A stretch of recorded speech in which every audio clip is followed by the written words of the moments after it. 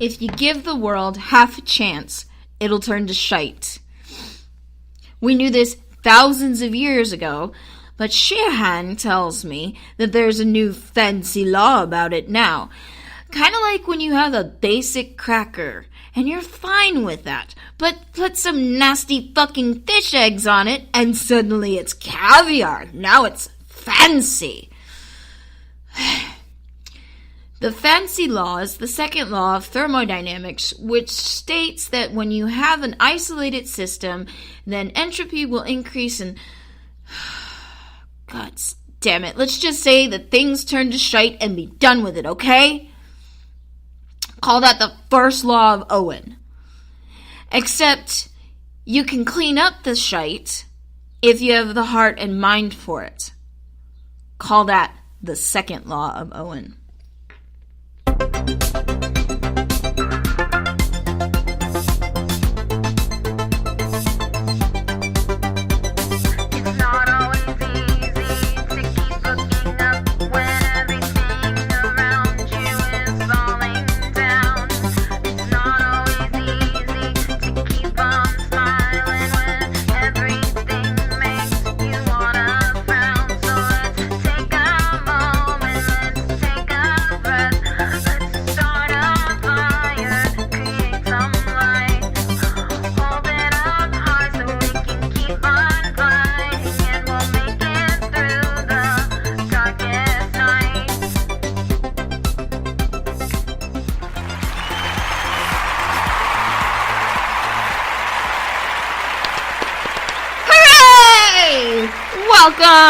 Welcome to the Purple Positivity Podcast for April the 16th, 2018.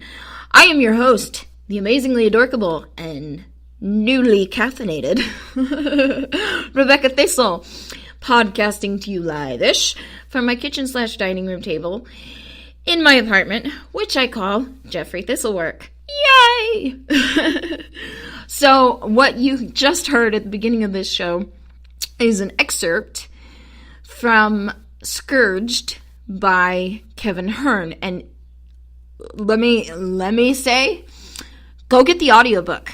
I mean, go read the whole series, but like listen to it on audio because Luke Daniels so much better than me. But that is ArchDruid Owen Kennedy, and he's basically summing up my entire philosophy on positivity. and I'm kind of proud of myself because I'm sure I messed up a little bit of wording here and there, but yeah, I just memorized that like right now. So I'm all happy and I'm so proud. Yay, I didn't have to. I'd actually written it down in my notebook. And and I was gonna read it, and then I went, I'm just gonna memorize it. It's gonna make things better.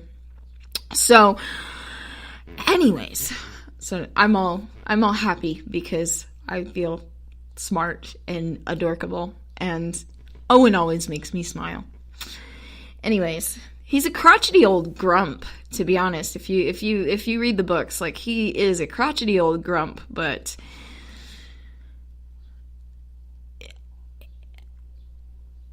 he is so, as ornery as he is,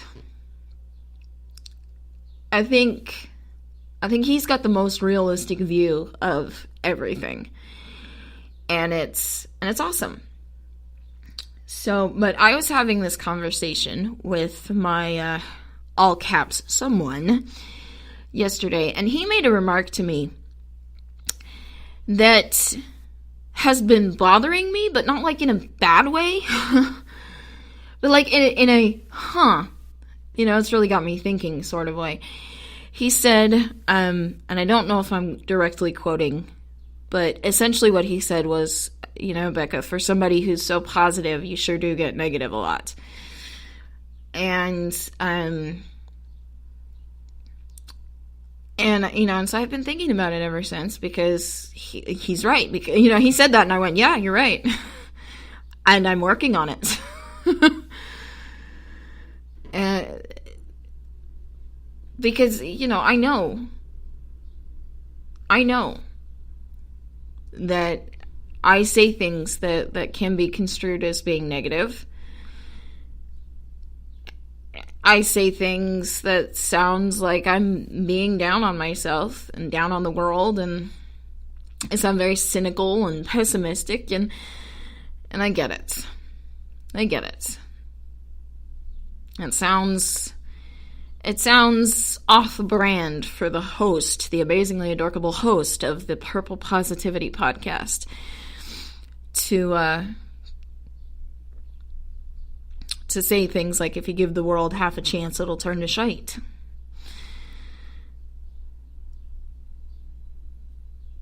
But so I've been thinking about that and kind of re-evaluating the way that I think, the way that I talk, and the way that I recall things. And it still comes down to, he's right. I get negative a lot.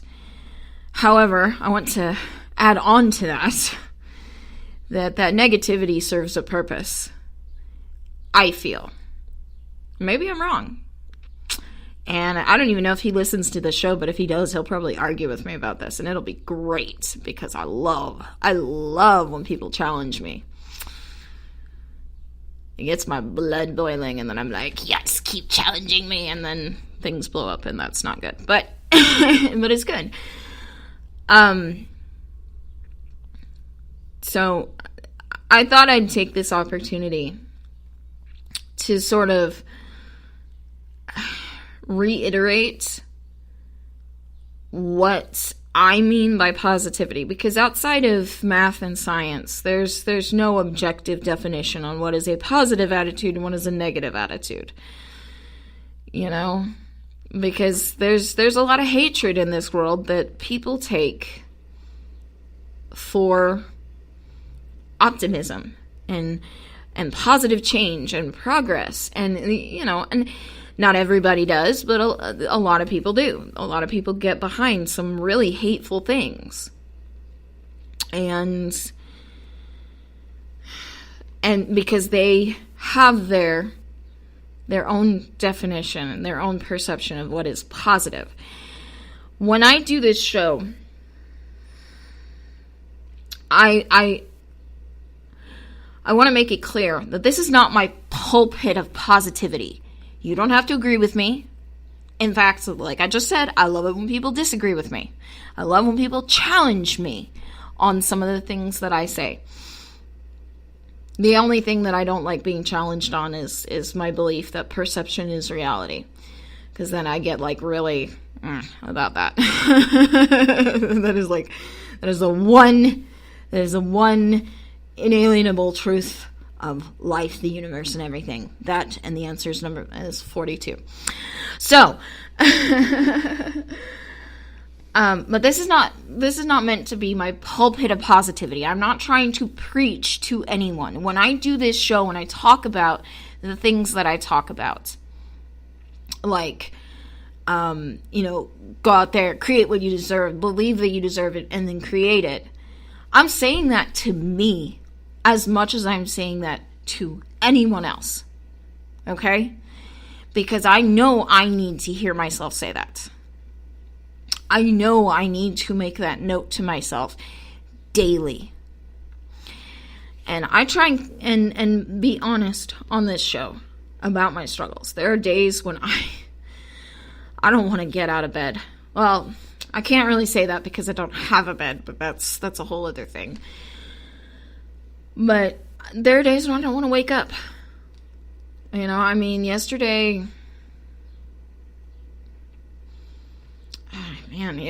I slept way more than I wanted to.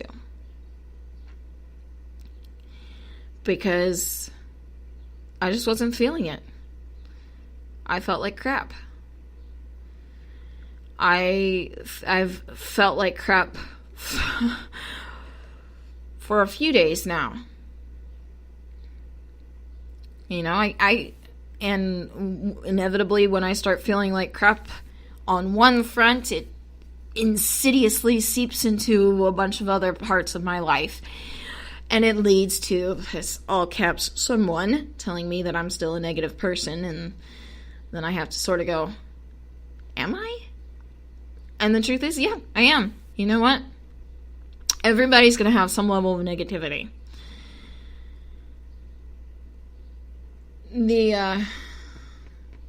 So, when I talk about positivity, I try to talk about practical positivity. This idea of staring down the shite, I guess, and accepting what it is and cleaning it up. No matter how difficult it is or how long it takes.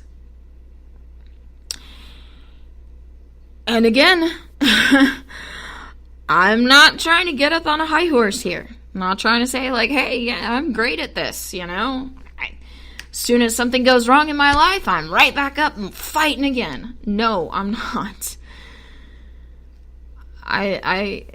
Something goes wrong in my life and I panic.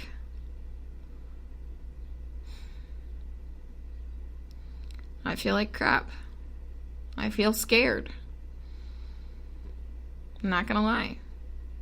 I've got a lot of things going on in my life right now that have me wanting to just duck and cover. Just lock myself in my really, really nice walk-in closet and curl up in a ball and die. I know that's a horrible way of putting it, but I have those moments.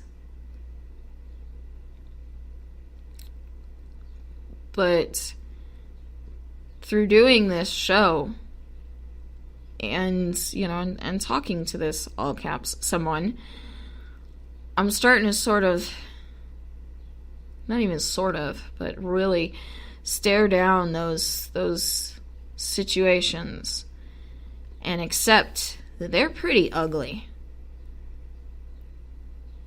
But I can deal with it. I can do it.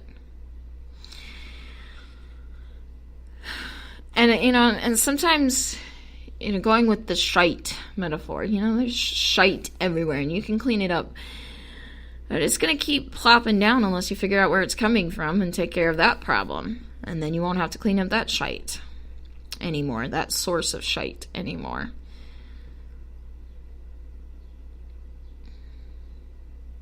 And some of that shite you might want to set aside so that you can turn it into fertilizer and grow.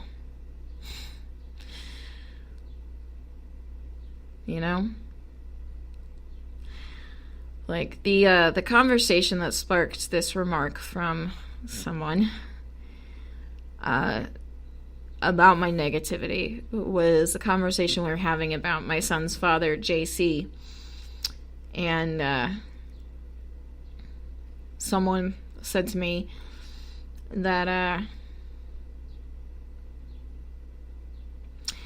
so see, he must have cared about you at some point. And I told him a story about something that happened, and he went, see, he cared about you at some point. And I said, no, he didn't. Or maybe he did, but for his own nefarious purposes. And so we had a conversation about that. And after we got off the phone, I got to thinking about it, and I went, you know what? That's a pretty negative light to put that in. That's pretty shite. He has a point. For somebody so positive, I'm still thinking in a very negative way. And maybe my framing of those memories is negative. And it serves a purpose. Because if I frame it in that light, in that negative light, it helps me take that negativity, take that shite memory, take those shite feelings, take all that crap, and turn it into fertilizer